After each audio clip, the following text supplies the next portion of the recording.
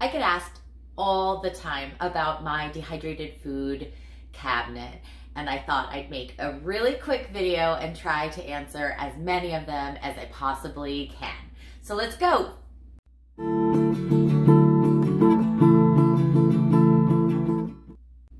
So one question I get all the time is, do I use oxygen absorbers? And the answer is no, not for my general dehydrated foods.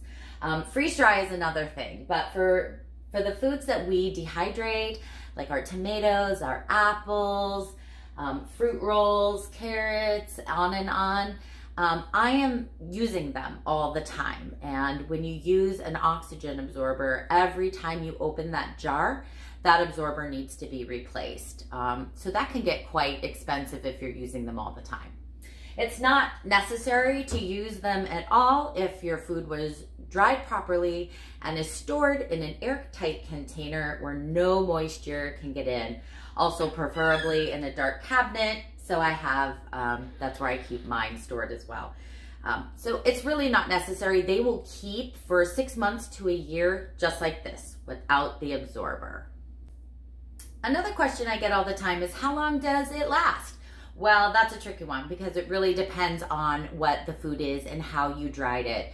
If you dried, say, zucchini chips soaked in chive blossom vinegar first and sprinkled with some salt, those aren't gonna last as long as just plain zucchini dried. So that would have a shelf life of more like 3 months to 6 months, where if you didn't have any seasonings or anything at all, you're looking at more like 6 months to a year, sometimes even longer. It really, again, just goes down to, was it dried properly and how is it being stored? Now, if you're wanting to store your dehydrated foods for long term and you're using Mylar bags with the oxygen absorbers and you seal it properly with a sealer, that food's gonna stay good for a couple of years. So it all really depends on what what's your purpose? What are you drying it for? Are you drying it for the apocalypse or for prepping or camping? Or do you use it every day? Is it for snacking? Is it for making sauces? So really, how you store it is really gonna depend on how you use it. Another great question I get all the time is, how do you reconstitute it? What do you do with it? Great question. First of all, to reconstitute it back to its almost original state, it's simple. All you need to do is boil some hot water, place your dehydrated foods into a bowl, and add just enough of the hot water to cover the food and let it sit for a minimum of 10 minutes. It will rehydrate that way. You can leave it for hours if you get busy. Don't worry, it's not gonna like keep plumping up. Blueberries aren't gonna like get huge. Once they're done reconstituting, they're done. So just a minimum of 10 minutes, but you don't have to be like, you know, about it. If you're using it for soups, stews, sauces, any sort of hot liquid stuff, then you can just toss your dehydrated foods right in. No need to reconstitute it first. It will reconstitute itself in the liquid. So like chicken noodle soup, for example, if you've dehydrated a bunch of your carrots and onions, just toss them right in and they'll come alive in your soup. So what do we do with all this anyway? Another great question. We eat it, of course, some in the dehydrated state that it's in, like fruit rolls, our pizza chips, apple rings, cinnamon apples, things like that, the grab and go snacks.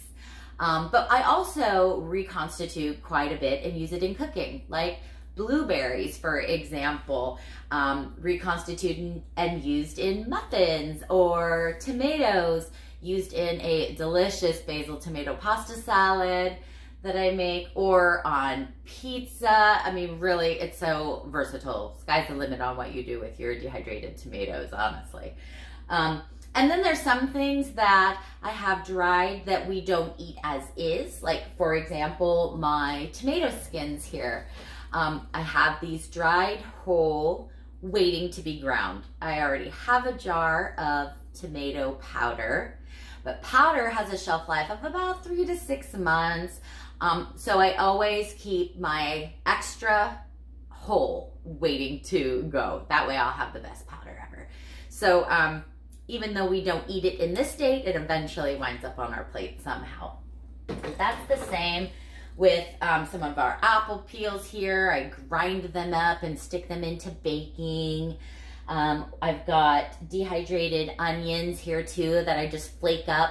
And you know, when I'm not feeling chopping an onion on the weeknights, I just throw in my dehydrated onions and call it a day. So this is a huge time saver for me. It is a space saver. It gives us healthy snacks and a really healthy way to eat. Lets me preserve a lot that we grow ourselves, which is always a bonus. And it's just pretty. There are some foods, when you dehydrate them, that really benefit from being pre-treated first, whether it be blanching, water blanch, or a steam blanch, or a lemon water juice treatment to keep, say, like fruit from browning. It's important to know which foods need which pre-treatment, and doing that treatment will actually help the shelf life of your food. It'll help with the color, the quality. So it's important to not skip any pre-treatments that particular food might need. And I'll be sharing with you this year as I go along and I'm dehydrating my stuff on what needs pre-treating and what doesn't. So be sure, if you aren't already following along, to hit that subscribe button, and you could do a girl solid and hit that like button too.